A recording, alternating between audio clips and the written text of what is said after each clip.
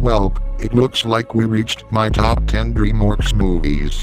These films are an example of what the studio is capable of, whether it's the snarky comedy, the mature stories, the beautiful animation, the memorable characters, the powerful soundtracks, the generic stuff to say about a great animated film. Now, let's get this top 10 started. For a special surprise at number 10, we have 2002 Spirit Stallion of the Cimarron. Wow, I did not expect to love this movie that much for it to earn this spot. I was supposed to review this in Season 2 of Koi Reviews, but Spirit Untamed took that idea away from me, and made me skip straight to Rescuers Down Under. After spitting it out on that sequel last New Year's Eve, I can finally give a chance to its hand-drawn predecessor. And oh boy do I wish I watched it sooner and gave it that episode of Koi Reviews. This movie is about Spirit trying to protect his own tribe of horses before sacrificing himself to the fascist cowboys, and this indigenous man took him to his tribe, and that's where he met his mate. Together, they team up with that indigenous man to free all the horses from those fascist cowboys. So what makes this any better than its crappy sequel from last year? They took risks, and put in effort. They took risks with the story, its tone and the characters, and they put in effort in the animation and music. It's just incredible. So much so that the ending almost made me cry. The movie is not as funny as the 8 other movies in this top 10, but it doesn't need to be, cause it's still as magnificent and well done as those movies. Number 9 is Madagascar Escape to Africa, aka the best Madagascar movie. The best thing this movie has done for the franchise is the expansion on the world of Madagascar and the character development of the whole gang. It has as much emotions and heart as it does have comedy. This movie is not only funnier than the first, but this is where Alex, Marty, Gloria, Melman, the Penguins, King Julian and everyone else at their best. The introduction to the other lions, zebras and hippos was touching. It also introduced the funniest and catchiest DreamWorks meme in the internet, Moto Moto. He likes them big, he likes them chunky, he likes them plumpy, he likes them round with something something, and I like his sound, so he's very funky. But Gloria would still date Melman. Obviously, this is also the best looking Madagascar film, since the grand scale and vibrant colors really show off, and it packages an average animated sequel to a G-movie in the 2000s, which is the best kind of animated sequel. Number 8 is The Prince of Egypt. When it comes to animated religious movies, they don't really have the best track record. Especially when Sony Pictures Animation unleashed it working done in 2017. Even the VeggieTales movies weren't that great, according to critics. I haven't seen those movies myself, and I don't care about checking them out.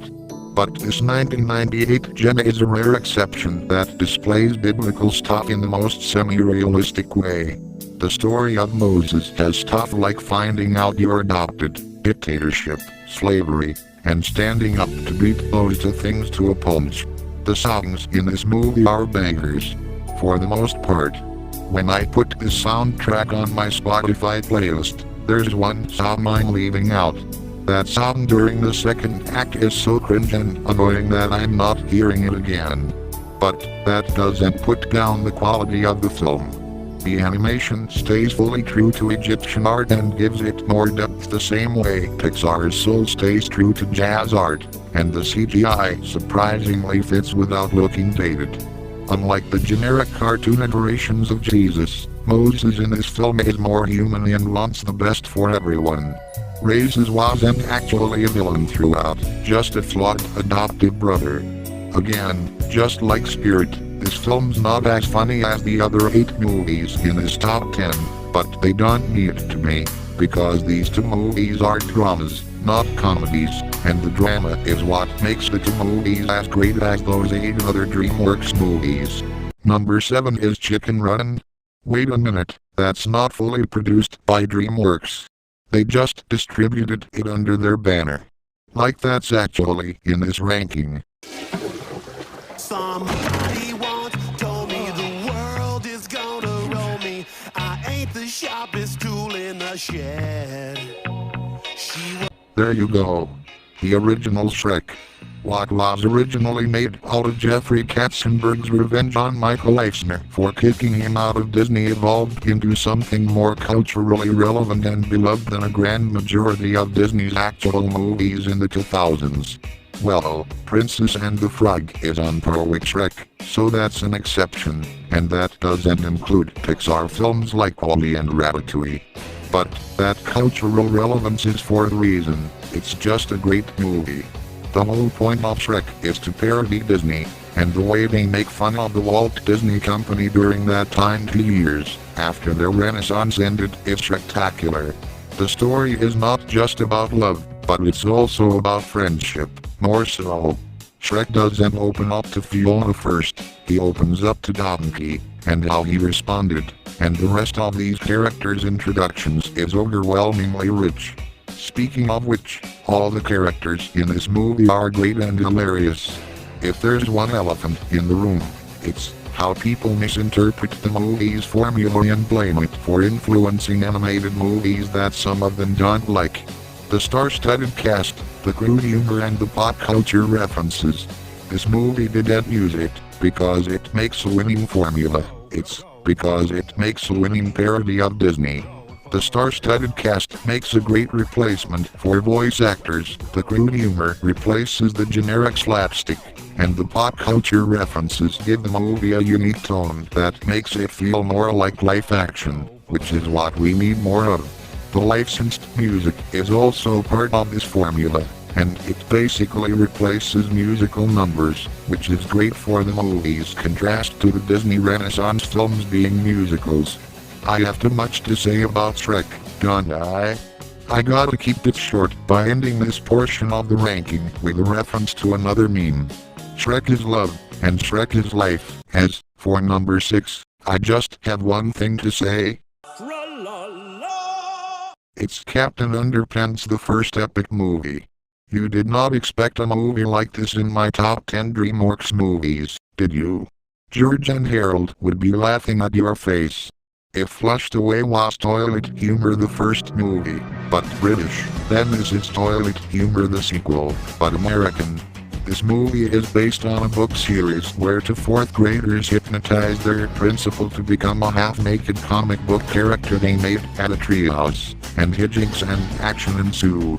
If there's one thing this movie does, it's being authentic not just to the source material, but the stuff within it.